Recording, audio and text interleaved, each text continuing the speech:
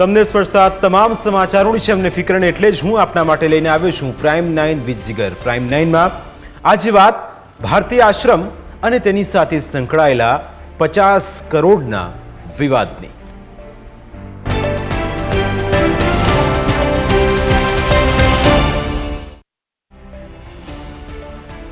સાંસારિક જીવનમાં સંપત્તિના ઝઘડા થવા એ સામાન્ય વાત છે, પણ સંતો જ્યારે સંઘર્ષ પર ઉતરી જાય ત્યારે સમાજ અને સનાતન ધર્મને શરમ આવે છે.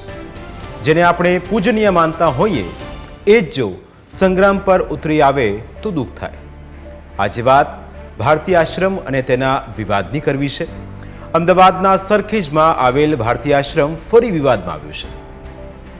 સોમવારે મોડી રાત્રે જગતગુરુ 1008 મહામંડલેશ્વર હરિહરાનંદ બાપુએ પોતાના 100 જેટલા સમર્થકો અને બાઉન્સરો સાથે જૂનાગઢથી આવી સરખેજના આશ્રમ પર કબજો કર્યો. પોલીસની હાજરીમાં કોર્ટના ઓર્ડર સાથે તેઓએ પોતાના સમર્થકો સાથે મંદિરમાં પ્રવેશ કર્યો. પ્રવેશ બાદ હરિહરાનંદ બાપુ આશ્રમની મુખ્ય ગાદી પર બિરાજમાન થયા તો 1.5 વર્ષથી આશ્રમનો વહીવટ કરતા મહંત મહામંડલેશ્વર ઋષિ ભારતી બાપુને જગ્યા છોડવી પડી. પણ આખા આ વિવાદના મૂળમાં શું છે તેના વિશે જ આજે ચર્ચા કરવી છે. ચર્ચાઓ એવી થઈ રહી છે કે આ વિવાદ ભારતી બાપુના નિધન બાદ ખૂબ જગ્યો. બંને વચ્ચે સમાધાન માટે અનેક વખત પ્રયત્નો કરવામાં આવ્યા, પણ હજુ સુધી સમાધાન થયું નથી અને મામલો ત્યાં સુધી પહોંચ્યો કે હરિહરાનંદ બાપુ ખુદ જૂનાગઢની ગાદી છોડીને સરખેજ પર સત્તા જમાવવા આવી પહોંચ્યા. અને પછી શું થયું તેના વિશે જ ચર્ચા કરવી છે, કારણ કે અહીં હજારો અનુયાયીઓ જેમના પણ શ્રદ્ધા છે એ ભારતીય આશ્રમ અને સંત સમાજ પણ અત્યારે આ વાતને લઈને વ્યથિત છે કે જેણે સંસારનો ત્યાગ કર્યો હોય તેના માટે સત્તા શું, તેના માટે સંપત્તિ શું, તેના માટે રાજ શું. પણ આ છતાં પણ અત્યારે આ વિવાદ ખૂબ ચર્ચાના કેન્દ્રસ્થાને છે અને એટલા જ માટે સરખેજનો ભારતીય આશ્રમ ફરી એક વખત વિવાદમાં આવ્યો છે. વિવાદ એ હદે વકર્યો કે બંને આમને સામને આવી ગયા છે. સંપત્તિનો આ વિવાદ કોર્ટમાં પણ પહોંચ્યો છે. કોર્ટ પણ પોતાની રીતે આખા વિવાદને જોઈ રહી છે. પણ જે રીતે સરખેજના ભારતીય આશ્રમમાં જે થયું તેની ચર્ચા અત્યારે સંત સમાજની સાથે આખા ગુજરાતમાં થઈ રહી છે. આજની આ ચર્ચામાં આપણી સાથે જોડાયા છે મહામંડલેશ્વર હરિહરાનંદ બાપુ અને ઋષિ ભારતી બાપુ. આ બંનેનું સ્વાગત છે. સૌથી પહેલા સવાલ હરિહરાનંદ બાપુ આપને કે એવું તો શું થયું કે જૂનાગઢથી રાતોરાત આપ સરખેજ આવી ગયા અને ભારતીય આશ્રમ પર કબજો જમાવ્યો? કારણ કે આપ જ્યારે પહોંચ્યા ત્યારે એવું કહેવાયું કે આપ 100 લોકોના ટોળા સાથે આવ્યા હતા, આપની સાથે બાઉન્સર હતા. તો બાપુ આવું કરવાનો પહેલો તો ઈરાદો શું? અને આપ જ્યારે જૂનાગઢથી અહીં પહોંચ્યા અને સીધા સરખેજ પર પહોંચ્યા અને આક્ષેપ એવા થઈ રહ્યા છે કે આપ ધમકીના અંદાજમાં આવ્યા હતા અને આપે આવીને સીધું સરખેજ ભારતીય આશ્રમ પર ધાબો બોલ્યો. કબજો જમાવવાની વાત નથી, કબજો મારી પાસે જ હતો. બરાબર, કોઈ વ્યક્તિને વહીવટમાં મારા ગુરુજીએ એની હયાતીમાં વહીવટ કરવા માટે અલગ અલગ શિષ્યો મારા શિષ્યો એને મૂક્યા હતા. કારણ ભારતી બાપુ મારા ગુરુ હતા અને ભારતી બાપુ બ્રહ્મલીન થયા બાદ આ બધો વિવાદ શરૂ થયો. બધાય આશ્રમોની અંદર અલગ અલગ શિષ્યો વહીવટ કરતા હોય. બરાબર, તો ઋષિ ભારતી વહીવટ કરતા, પરંતુ ટ્રસ્ટ સંચાલિત આશ્રમ છે તો ટ્રસ્ટમાં ભાડાની આવક પછી પીજી ચાલે છે એની એ આવક જાવકના હિસાબો ટ્રસ્ટીઓને ન આપતા. ટ્રસ્ટીઓ સાથે અભદ્ર વર્તન થયું, મારી સાથે પણ અભદ્ર વર્તન થાય, મારી ઉપર ન ઉડાડવાના કિસડો ઉડાડે. તો આ રીતે થતું એટલે આ મારે હાથમાં લેવું પડ્યું અને હું મારી પાસે વિલ વસિયત છે અને મારા ગુરુજી જ મને આપીને ગયા છે. તો આ જ્યાં સુધી હું અહીંયા જ છું ત્યાં સુધી તો મારા હાથમાં જ રહે. મારા ગયા બાદ હું વિલ વસિયત જેના નામનું કરું એ વ્યક્તિ વારસદાર બનશે. બરાબર, તો એવું નથી કે હું વિલ વસિયત એના નામ નોય કરું. મને ઈચ્છા થાય તો હું એના નામનું કરે, બરાબર. ગમે એના 4-5 શિષ્યો છે, 4-5માંથી ગમે એના નામનું કરી અને વ્યવસ્થા સોંપીશ. અત્યારે હાલની તકે આ વિવાદ ટ્રસ્ટીઓમાં જે પ્રસર્યો હતો અને અહીં તાળું મારી રાખતા, કોઈને ભક્તોને આવવા ન દેતા, બધાની લાગણી દુભાતી, એટલા માટે મેં આ નિર્ણય લીધો છે અને એકાએક મને કબજો લેવાની મારે ફરજ પડી. વિશેષ કાંઈ મારે કહેવાનું રહેતું નથી. મારું હતું અને મારી પાસે રહે, અને જ્યાં સુધી હું અહીંયા જ છું ત્યાં સુધી હું કોઈને સોંપવા માગતો નથી. બાપુ, આપની વાત સાચી કે આપના હાથમાં છે કે કોને ગાદી આપી, કોને ગાદી પર બેસાડવા. પણ બાપુ, ઋષિ ભારતી બાપુ એવું કહે છે કે આપ સતત એમને ધમકીઓ આપતા હતા અને આપનો જે અંદાજ હતો એ પણ ધમકી ભર્યો જ રહેતો. આપ વારંવાર હેરાન કરતા હતા. બાપુ, આ વાત કેટલી સાચી છે? ના ના ના, કોઈ ધમકી તો એના તરફથી મને શરૂઆતમાં મળી હતી, બરાબર, મારા તરફથી, અને કોઈ ધમકી કોઈને આપવાની નથી. કારણ કે આમાં ધમકી આપવાનો સવાલ જ નથી. આ પ્રોપર્ટી મારા નામે છે અને મને એનો વારસદાર છું. વારસદાર તરીકે હું તો અધિકાર તો માગી શકું ને.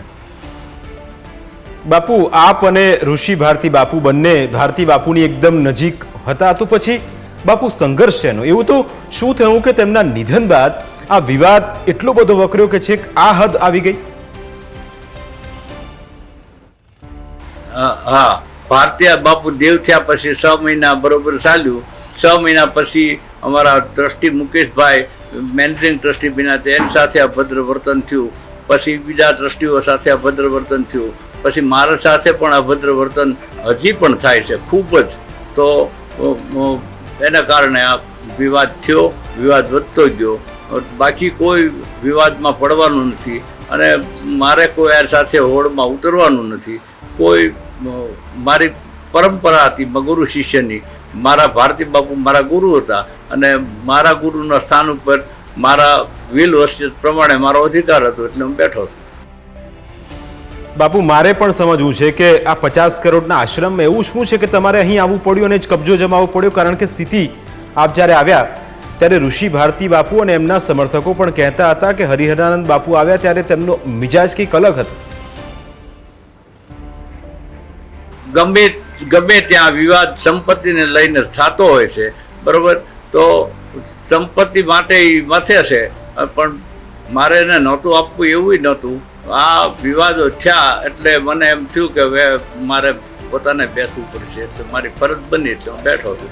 અને વિશેષ હું કાંઈ કહેવા માગતો નથી અને મારે કાંઈ બોલવું નથી. બાપુ, શું એવું ન થઈ શકે કે આપ અને ઋષિ ભારતી બાપુ વચ્ચે સમાધાન છે કે અને બાપુ જે ભારતી બાપુ અત્યારે બ્રહ્મલીન થયા ત્યારબાદ એમની આત્માને પણ એ શાંતિ મળે કે સમાધાન થઈ ગયું છે?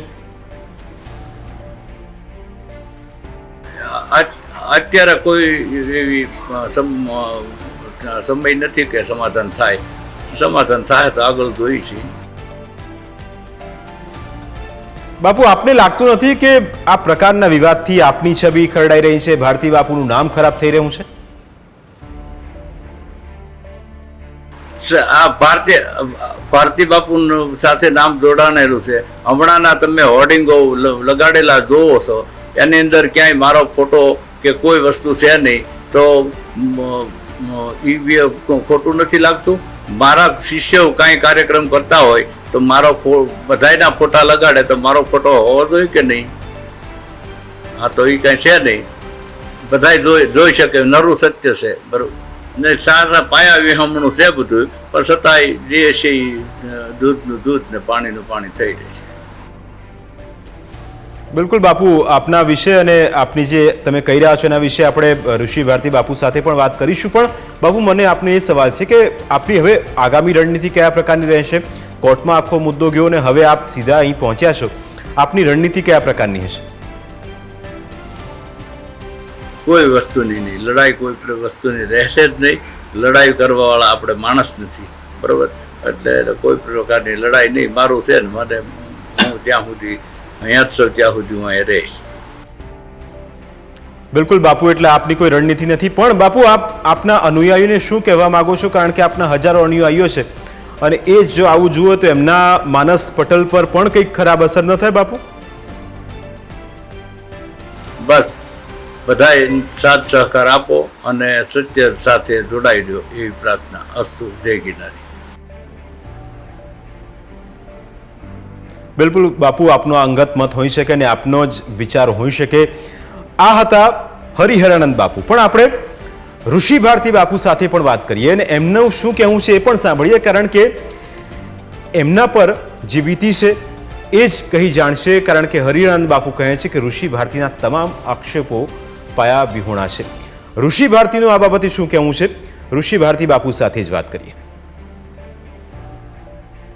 ઋષિ ભારતી બાપુ, આપના પર જે આરોપ લાગી રહ્યા છે તે કેટલા સાચા છે અને તેમાં તથ્ય કેટલું છે, અને આખા વિવાદના મૂળમાં મારે એ સમજવું છે કે શું છે?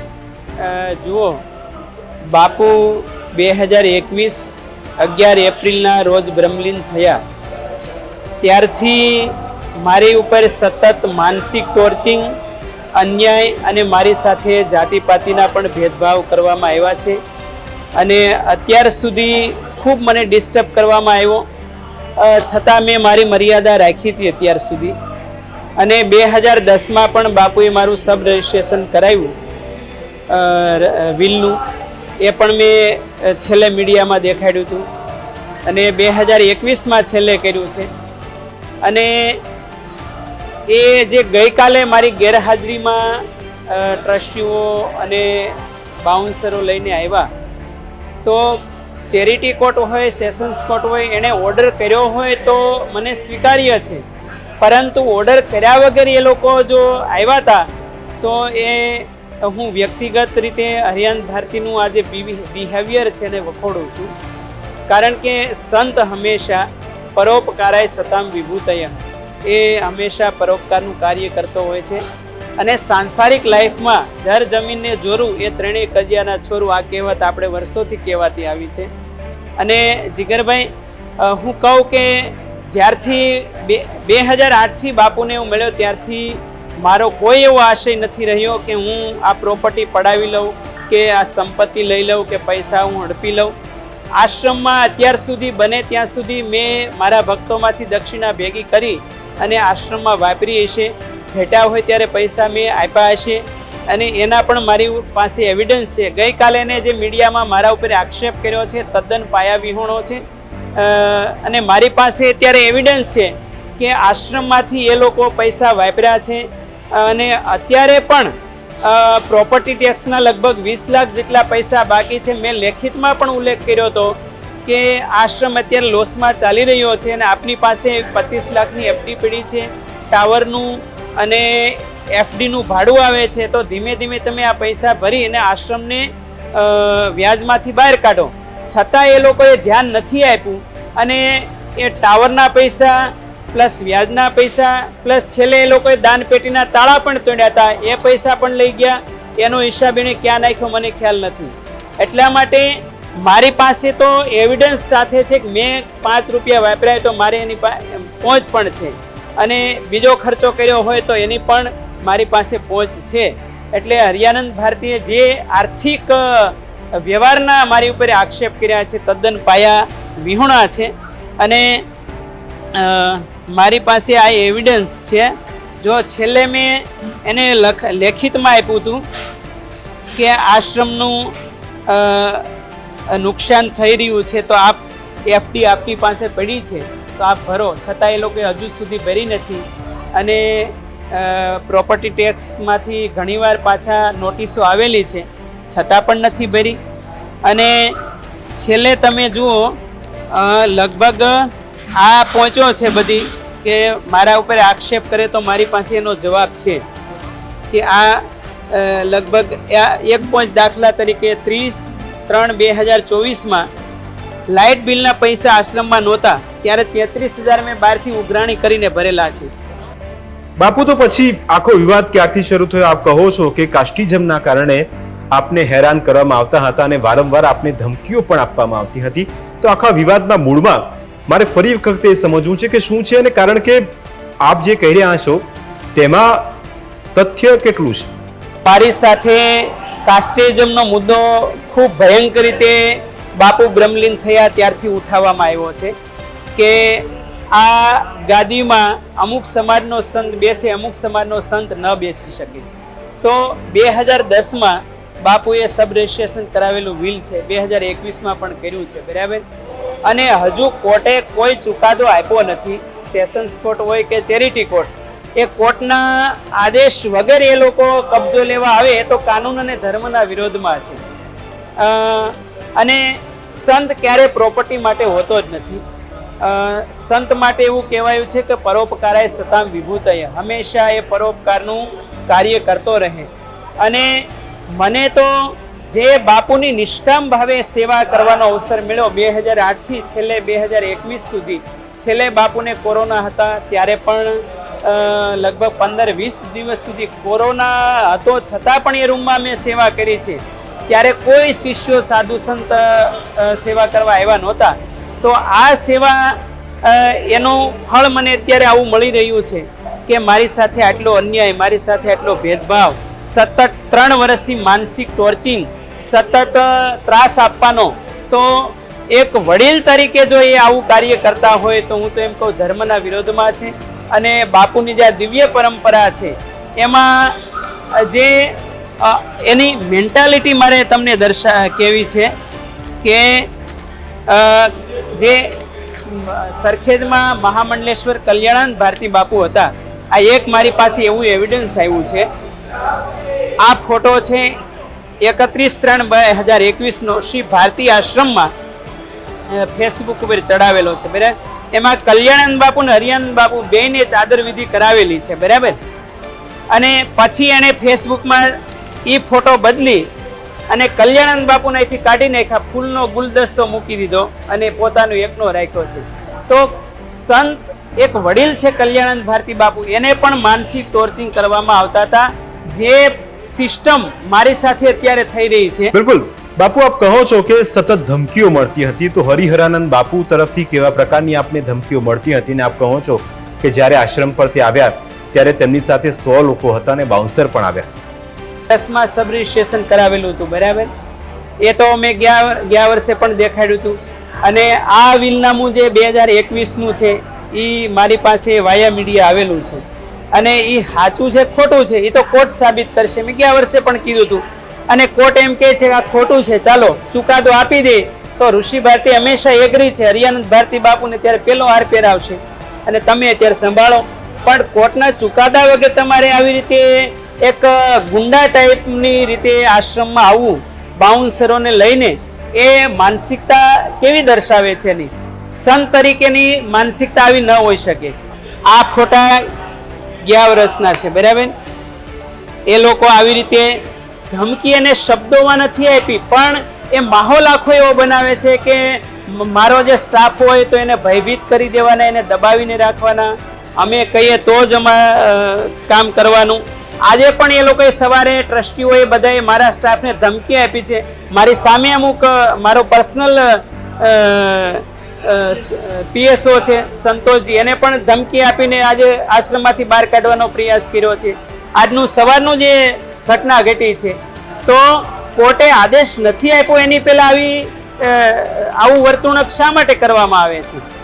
અને અમે એવો શું ગુનો કર્યો છે? હું તો 2008થી 2021 સુધી બાપુની નિષ્કામ ભાવે સેવા કરી છે. ઋષિ ભારતી બાપુ પણ હરિહરાનંદ બાપુ કહે છે કે ઋષિ ભારતીની નજર પેલા 50 કરોડના આશ્રમ પર જ છે અને એને પચાવી પાડવા માટે આ પ્રકારના ઘટકડા ઋષિ ભારતી કરે છે. જીગર, આપને ખ્યાલ જ હશે કે 3 વખત હું વ્યક્તિગત રીતે હરિયાનંદ ભારતીજીને મળ્યો હતો કે આમાં બાપુની ખ્યાતિ, આશ્રમની પરંપરા, આશ્રમનું નામ એ ડાઉન થઈ રહ્યું છે. આ આપને શોભતું નથી. એટલે છેલ્લે એણે જે ટર્મ ને કન્ડિશન નક્કી કરી હતી એ પ્રમાણે અમે એગ્રી પણ થયા હતા. અને છેલ્લે શ્રી પંચ દશનામ જૂના અખાડાની આખી કાર્યકારિણી બેઠી હતી. એમાં હરિગીરીજી મહારાજે અખિલ ભારતીય અખાડા પરિષદના મહામંત્રી છે, એની હાજરીમાં સમાધાન નક્કી થયું હતું. અને છતાં પણ એ જુનાગઢ જઈને ફરી ગયા. અને હું તો એમ કહું, આ જે વડીલ વ્યક્તિ હોય તો એ જ્યારે પોતાનું સ્ટેન્ડ ભૂલી જાય, પોતાનો રંગ વારે વારે બદલે, તો એના ઉપર કેમ ભરોસો મૂકવો? અમે જ્યાં સુધી બને ત્યાં સુધી અમે પ્રયાસો કરી જોયા છે કે ભારતી બાપુની આવી દિવ્ય પરંપરા હંમેશા અપ થવી જોઈએ, ડાઉન ન થવી જોઈએ, તો એમાં હું નિમિત્ત બન્યો જ નથી. જી બાપુ, એવું કહેવાય સનાતન ધર્મમાં કે સાધુ તો ચલતા ભલા. બાપુ, આપને લાગતું નથી કે આવા વિવાદના કારણે આશ્રમની છબી, આપની વ્યક્તિગત છબી, કારણ કે આપની સાથે હજારો લોકો જોડાયેલા છે, આપની સાથે લોકોની આસ્થા છે, અને હરિહરાનંદ બાપુ પણ એ જ શ્રેણીમાં આવે છે, તો આ સનાતનના ઝઘડામાં નથી લાગતું કે છબી ખરડાય, લોકોનો આપના પ્રત્યેનો ભરોસો એ તૂટી જાય? એવું લાગે લોકોને કે આ તો પૈસાની મોહમાયા છે અને સાધુ સંતો પણ હવે તો આ જ એક શ્રેણીમાં આવી ગયા છે. જુઓ, પ્રોપર્ટીમાં મને રસ હોય તો પછી આ સેવા કરવાનો પ્રશ્ન જ ક્યાં આવે છે? અને એટલે તો હું નિખાલસતાથી કહું છું, કોર્ટ ચુકાદો આપશે તો આપણે પ્રેમથી છોડી દઈશું. પ્રોપર્ટી માટે હું સાધુ થયો જ નથી, વિવાદ માટે, ઝઘડા માટે હું સાધુ થયો જ નથી. તમે મારા રોજે રોજના પ્રોગ્રામ મારા ફેસબુક પર રોજ અપડેટ થતા હોય છે, એમાં આપ જોઈ શકો છો. અને હું હંમેશા પબ્લિકની વચ્ચે રહ્યો છું. અને પ્રોપર્ટી માટે સંત જો થયો હોય તો એને સંત પહેલાં તો કહેવાય જ નહીં. પરોપકારાય સતામ વિભૂતયઃ, એ તો વડીલ છે. તો વડીલ હોય તો ઘરમાં 2-4 દીકરા હોય તો બધાય દીકરાઓ સાથે સમાન દ્રષ્ટિ હોવી જોઈએ. એની દ્રષ્ટિ હંમેશા નેરો માઇન્ડેડ રહી છે, ભેદભાવ ભરેલી રહી છે. તો જે લાયકાત ધરાવતા હોય એવા સંતોને તમે જવાબદારી સોંપીને આશ્રમના વિકાસમાં એના સદગુણો, એની કાર્યશૈલી કામે લગાડવી જોઈએ. પરંતુ હરિયાનંદ ભારતીની માનસિકતા એવી છે કે એનાથી કોઈ આગળ જતું હોય તો તેજો દ્વેષને લીધે એ દબાવવાના હજારો પ્રયાસ કરે છે. એ તો આપ બધા જોઈ શકો છો. જી બિલકુલ બાપુ, આપ બંને અમારી સાથે આ ચર્ચામાં જોડાયા અને પોતપોતાનો પક્ષ રજૂ કર્યો, પણ આપની સાથે જોડાયેલા જે અનુયાયીઓ છે એટલું કહી રહ્યા છે કે આપની બંનેની વચ્ચે સમાધાન થાય અને સમાધાન સધાય તો એક નવો મેસેજ પણ જાય કે ભલે વિખવાદ હતો પણ ભારતી બાપુ જે ઈચ્છતા હતા એવું થયું અને બંને વચ્ચે સમાધાન થયું. હવે સમાધાન કરવું ન કરવું એ આપનો અંગત વિષય છે, પણ આપના અનુયાયીઓ આટલી આશા રાખીને આપની પાસેથી બેઠા છે. મારી વિશેષ રજૂઆતમાં અત્યારે બસ આટલું જ. ફરી મળીશું આપને સ્પર્શતા મુદ્દા સાથે. ત્યાં સુધી રજા આપશો, પણ જતાં જતાં આપને બતાવીશ વિકસતું ભારત.